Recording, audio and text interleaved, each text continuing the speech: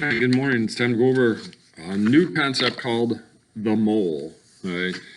And again, you should already have your notes copied and already sent in to me. But in the case of the mole is not, in this case, it's not a little animal that digs holes under the ground. It's not a little like growth that grows on your skin. Instead, what it is it's a way to count things in chemistry. All right. And the way in which I like to describe it is, and according to your notes at the very beginning, I asked, what is a dozen? Well, a dozen is 12. If you were sent to the Myers and somebody told you, get me a dozen eggs, you'd get them 12 eggs. All right. What if somebody told you they wanted a baker's dozen? Well, baker's dozen is actually 13. Why? I don't know, but it is. All right. So those are like specific numbers.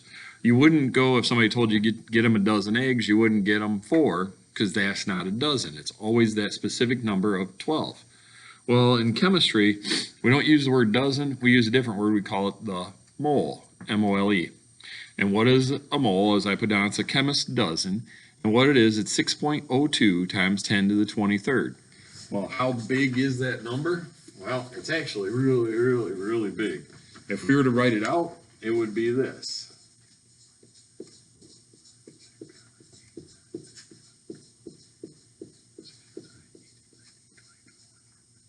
It would be this number. Right? So it's a humongous number, which the way in which I like to describe it also is if I told you that I want you to cut out of the Sunday newspaper, I want you to cut that many periods out of the newspaper. All right, you know how big a period is in a newspaper. It's about that big. All right, it's really, really small. Well, what you'd have to do first of all in order to do this, you'd have to empty all the water out of Lake Erie down by Cedar Point. That whole big humongous lake that you can't even see across that goes all the way across to Canada. Take all the water out of that, and then you can sit there and cut out the periods and throw them in there. And keep throwing them in there and throwing them in there and then fill it all the way up. Well, right now you're probably going, oh my word, that's a lot of periods. But then the reality is after you get it all filled up, then you got to take all the periods out and you got to do that 52 times. Then you would finally have that many periods from the newspaper. That's a lot of periods, right? Well, what if I told you, you know what, my wife and I, we love to have bonfires and we love to have s'mores. So I want you to bring me that many marshmallows. I'm not talking the big marshmallows. I'm not talking the little bitty ones. I'm talking El Joe Schmo, average size marshmallow. Right? Well, if you bought me and gave me that many marshmallows, the United States would be 8 miles deep in marshmallows. That's a lot of marshmallows. But the next piece, and this is where it comes into chemistry, if I told you I wanted that many atoms of carbon, well, then what you'd actually do is all you'd have to give me would be a pencil lead. One of the pencil leads from a mechanical pencil, and in that pencil lead would be more than that many atoms of carbon. All right, so atoms are pretty small. They are way smaller than the period on a newspaper. All right, they are really, really, really, really, really, really small.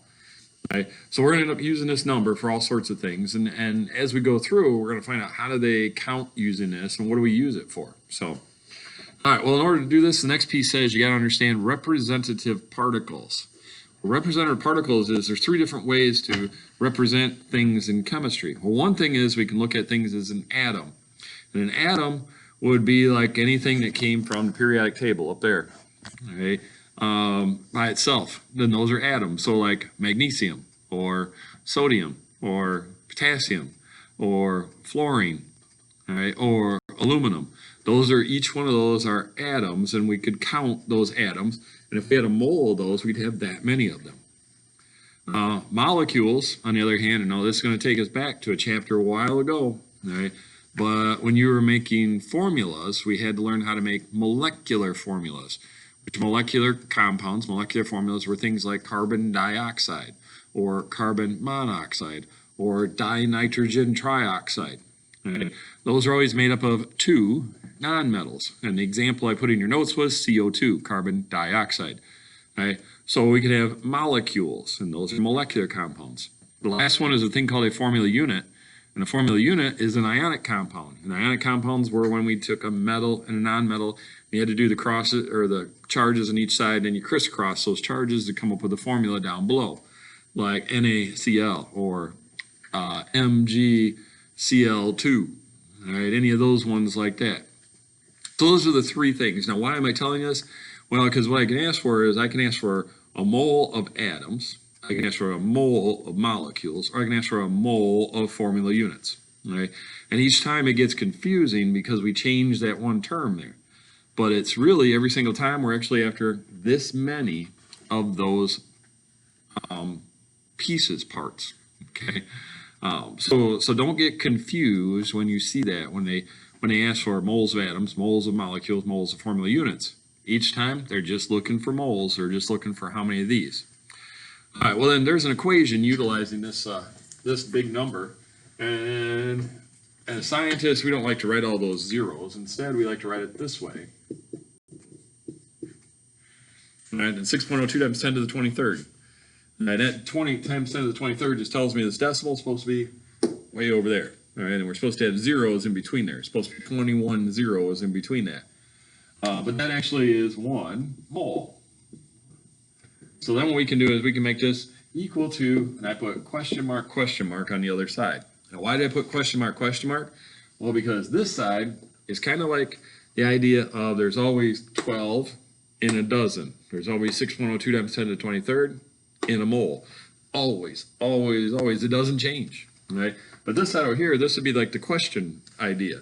And the way in which I like to do this is if I ask you to go to Meijer's and get me 12 donuts, how many donuts would you go get me? I asked for 12, not just a dozen. So a dozen is 12. Half of a dozen is 6. So 12 plus 6, you'd give me 18 donuts, right? What you just did in your head, actually, is you set this up. You would fill up 12 dozen. I'm sorry. Excuse me, not 12 dozen. 12 donuts is 1 dozen. And I wanted 1.5 dozen. So we go 1.5 dozen equals X donuts. So you cross multiply and go X times 1 equals 12 times 1.5. And when you multiply that out, you get 18 donuts. And I go, no, I didn't do that. But you did, really, because all you did is you took 12 times 1 is 12, and then half of 12 is 6, and added them together. But in your mind, that's what you did. So look at this equation. Let me get rid of the bottom part here. And compare it. We got 12 donuts is 1 dozen. 6.2 times 10 to the 23rd is 1 mole. This side over here, that was my question. I wanted 1.5 dozen donuts. Right? How many donuts is that? So this side over here is the question. Right? So if we were talking donuts like that, this chapter would be a whole lot easier. But what makes this chapter so hard is we're talking about this strange thing called a mole. All right, then I gave you an example in there. I said, how many atoms is 2.3 moles of sulfur? So there's the question, right? So now they're asking for moles. So we're going to use this equation, but up here in the question part, we want 2.3 moles of sulfur. And I'll put sulfur. I do notice I just put MOL instead of MOLE. I know this sounds really crazy, but that's the abbreviation for mole. Woo! Man, we saved some energy there. We didn't have to write the E. But remember also way back when, chemists also don't like to make arrows entirely. We just like to make the little check mark instead of making that extra line because that saves us time. So that's the abbreviation for mole. It's MOL. You can also write it as MOLE either way. Right? All right, well, then the top part of here, that's my X. So we go X on top. Now all I have to do is cross multiply and go X times 1 equals 6.02 times 10 to the 23rd times 2.3. So now what you have to do is now you got to enter this into your calculator that's on your computer. So you'd write 6.02 and then you go EXP. So you press the EXP, that's the times 10, then press 23. So now what you just typed in was 6.02 times 10 to the 23rd, but you never ever type times 10. The EXP button is the times 10. Then you go times 2.3. And when you multiply it out, you'll get something like X equals 1.38 times 10 to the 24th. Now, the thing I always like to point out here is to go, looking at that answer, it's like, wait. How can we go 6 times 2? 6 times 2 would be 12. And I ended up with 1. Well, that doesn't seem right. But I want you to notice that it went from times 10 to the 23rd to times 10 to the 24th. So this number is actually the same as 13.8 times 10 to the 23rd. Right? So, that would make it more correct, or not correct, but then all of a sudden it seems to make more sense. But we doing it scientific notation, you got to have one digit in front of the decimal, so you got to bump that thing over. That's why we end up with 1.38 times 10 to the 24th. And then what did we find out? Well, we were trying to find out atoms of sulfur. Now you do have to give me both pieces to that. You got to tell me it's atoms, and you got to tell me atoms of what? Because it can be atoms of anything that's on the periodic table. So you got to tell me atoms of sulfur. So you need to tell me both things on that. And that's going to help you as we go further into this, when we go into the next chapter after this, when we do stoichiometry. So, all right. Well, that concludes this set of notes. So now we're going to have some problems to do down the road here. And they're going to look just like this. If instead of giving you moles, they gave you atoms, molecules, formula units, then the number is going to go on top and X is going to go on the bottom. And what we're always trying to do is, because we're setting this up as a proportion, you're always going to try and keep the units in line.